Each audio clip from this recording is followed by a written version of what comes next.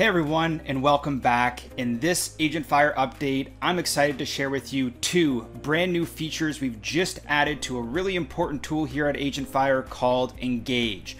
Now, what I want to do today is walk you through exactly what has changed. So let's not waste any time and let's dive in.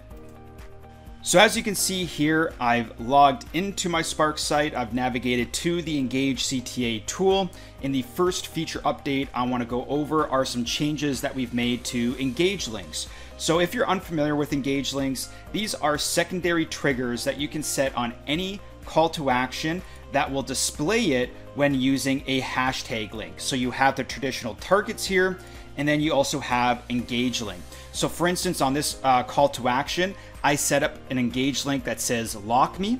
So now when I take that hashtag and I add it to any URL on my website, like for instance, the homepage, and I go and refresh that homepage with that link, you will see that that call to action will now display. So this works great for things like pay-per-click campaigns where you can set up call to actions that's specific for that traffic and it doesn't have to affect the general user experience that you're creating on your website. Now, the change that we made here is, as you can see, by default, it will display the call to action immediately when someone enters the page. So for instance, here I've set up a social site locker call to action and you saw it pop up as soon as I entered in that link.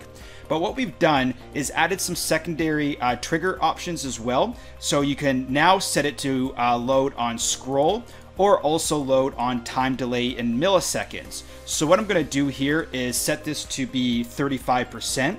So now this call to action should display when you get 35% down the screen when using that link.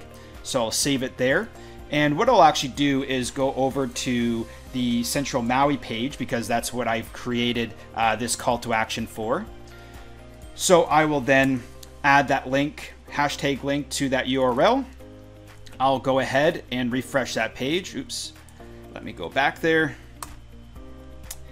So now that that page is reloaded, you see that the call to action hasn't displayed yet, but as I scroll down and get 35% down the screen, you will see that it now displays. So what this just gives you the option to do is play around with how you want those Engage links to trigger. You might find that, for instance, in this campaign, if you're running a Facebook ad, that people are more likely to interact with it 35% of the way down the screen versus it just loading immediately. Now, since we're talking about our Engage CTA here, that brings us to the next feature update, which are some changes that we made to the settings within this CTA. So as you can see here, this call to action is a forced registration, right? You need to enter in your information in order for it to close and view what's behind it. But what we wanted to do is create a way where it can be a soft registration.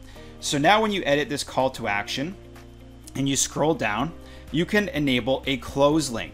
So by default, I've already set up some text here that's relevant to this particular call to action, and I've left the action to be close modal. So now when someone's viewing this social site locker CTA and they don't want to opt in, I now can avoid a bounce and have them click no thank you, please take me to that guide in this particular scenario, and that will just simply close the modal. Now, if you don't want to expose all that valuable information that you're requiring an opt-in for, you can also set the action to a custom link. So now maybe you want to set that custom link to go back to your home page, for instance, and you can change the text to say, take me back to the home page. So now you have the option where you're not giving up all that valuable information behind this call to action, but you're also, again, avoiding that bounce by directing them to another area on your website where they can continue to explore all the other content that you have. So again, with this particular social site locker CTA, it is great for things like pay-per-click ads. It works great for things when you're trying to, again, leverage really unique, valuable content on your website and force a registration on it. But because of, the different audiences and demographic types that you work with, we understand that sometimes the soft registration is the best way to go, so you can avoid that bounce and try to convert that visitor in another way. So that's it for this update. Just 2 really simple changes we made to Engage links and our social site locker CTA to allow you to get more conversions out of them. Now, if you do need any assistance, feel free to reach out to us in support. And as always, I'll see you on the next one.